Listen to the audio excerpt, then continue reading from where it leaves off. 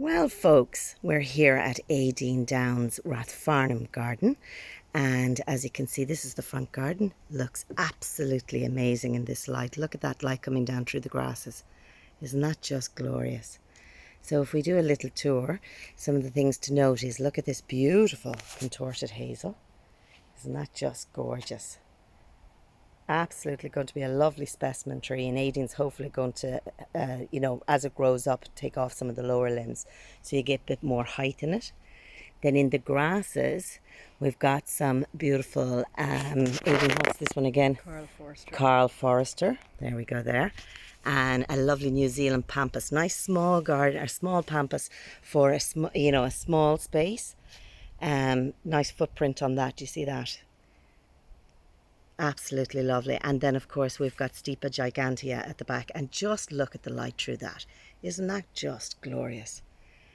And other beauties to note is the lovely solidago coming out at this time of the year, the acers, and then on this side, one that Aideen says she's going to give to me is the lovely Achillea pearl. Yeah, Achillea pearl. I was telling Aideen I tried to grow it from seed years ago, and it never worked for me. I don't know what I was doing with it. Then as we pass on through, you can see again, the garden is beautifully laid out. Just looking back into it, there's a lovely hedge there giving plenty of shelter with that beautiful glitzitzia. Do you see that glitzitzia? And then the euphorbia mellifera. Beautiful. It smells of honey when it flowers, and it's absolutely lovely. Okay, so we'll move on into the back garden then, or into, the back garden. And this space here, this was only planted up 5 years ago. 5 years ago. So the side garden as such in the house there was nothing in it really. And now Aideen has a total mix of beautiful pittosporum that she has taken down the lower, brought up the crown as well. The lovely Mahonia soft caress there, beautiful Mahonia, really lovely, and lovely for a small garden again. And then as we move on down, we have some fruit trees. And I just got to show you Liam's pear. Look at that beautiful fennel as well. Isn't that just lovely? And look at the fruit on that. Isn't that unbelievable? I mean, it's dripping in pears. So much for pears for your heirs. I mean, how long is that in? 4 years. 4 years, for goodness sake. That is really good. You don't remember the cultivar, do you? I don't. No, don't worry. It is lovely. So we have apple trees, a beautiful agapanthus there with some lovely telictrum beside it. And then as we move on up into, this is another sort of lovely, actually let's just do a sweep of the back garden so you get to see it in its total. Isn't that just lovely? Wow, such a sun trap, Aideen, isn't it? Absolutely amazing. So if we'll go on up this way through the grass path, and again the grass path is another lovely area for wildlife too, Aideen, isn't it? Just keep it simple. And again we have things like there's rue down here, some herbs or oregano, or marjoram, oregano, Yeah. and some strawberries, alpine strawberries or real strawberries? They are real. Yeah, they're small ones. Yeah, the alpines or woodland ones, whatever. There's a few different varieties out there. And then as we go up, you can see Babington's leek, which Aideen says you do have to be careful with in a garden because it does go bananas. So just be careful of that one. But it is a fabulous edible. It's absolutely gorgeous and really good to eat in the springtime. Up to Aideen's Sangokako, Acer Sangokako. It is the star tree in the garden. Look at that. And again, look at the colours as it's changing. We're still early in the season, but I mean, my God, that I'd say will just be a blaze of colour. Absolute blaze. Isn't that beautiful? And then a beautiful olive. See the olive there too, with some lovely Mediterranean herbs underneath. And we have another lovely Acer. And you see the back of the garden, isn't that just lovely?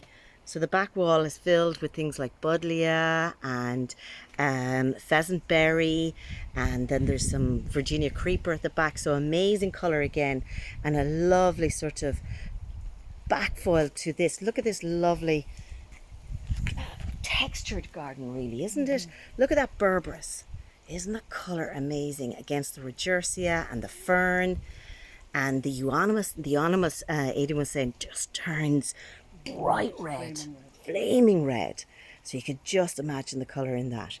And she has some amazing kind of Pyrrhus there, and Pulmonias and Spireas and hydrangeas. I mean, my God, there's something for every season really in this, isn't there? Really, really beautiful. And then if we just actually turn this way, we have to show you Aideen's husband's Liam's pond. Very important. We got a whole lesson now in fish and how you do it and all the rest of it. But look at that. Isn't that just lovely? And there's a whole lovely wildlife area around it. So you have loads of plants, including, look at this mint that's gone to flower. Look at the bees on that. Isn't that just incredible? Can you see the bees? No, we can't. There we go. Just alive with nature here.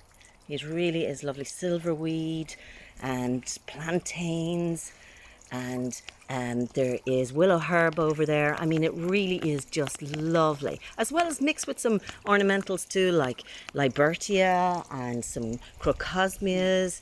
I mean, it's just lovely, and lovely anemones, and there's herbs there too. My gosh, you have everything in this really, don't you?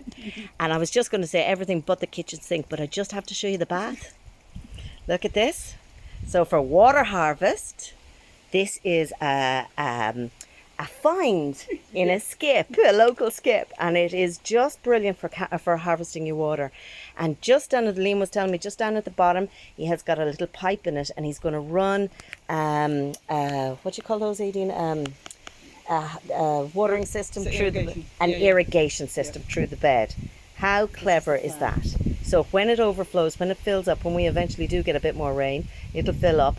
The overflow will go through the pipe and into the bed here. How clever. That is just so good. We'll have to live up to that now. We definitely will have to live up to that. I'm coming back to see how that works. And then another absolute coup for Liam is this apple tree. Just look at that. That, lads, has 5 different varieties on it. So it has, it's the tree has got 5 different cultivars grafted onto the main tree. The main tree, we think, is the red one, isn't it? I didn't think so. Yeah. It, of course, will be on a graft as well, or a rootstock. But then it has 4 other different types of apples on it. How brilliant is that for a small garden? So you don't have to have your, cross-pollinating. You don't need 2 trees for cross-pollinating. You actually have the cross-pollinating on the same tree. Very, very clever. And there's other lovely, glorious things on this, like sea kale and melianthus. Look at that beautiful melianthus. The melianthus actually flowered this year. See that? Look how tall that is. Aideen thinks that the birds actually like that one in winter, so she's going to leave it. And then we've got monkshood just about to come out, aconitum. And we've got some lovely hebes here. And again, just another sweep of because the sun has gone in, so you might get a better idea of the garden. What a gorgeous space. Absolutely gorgeous. And a lovely family area to sit here. A lovely patio, but still with plenty of interest. Well done, Aideen. That is and Liam. We'll have to give Liam a bit of bit of praise too. Well done, Aideen and Liam.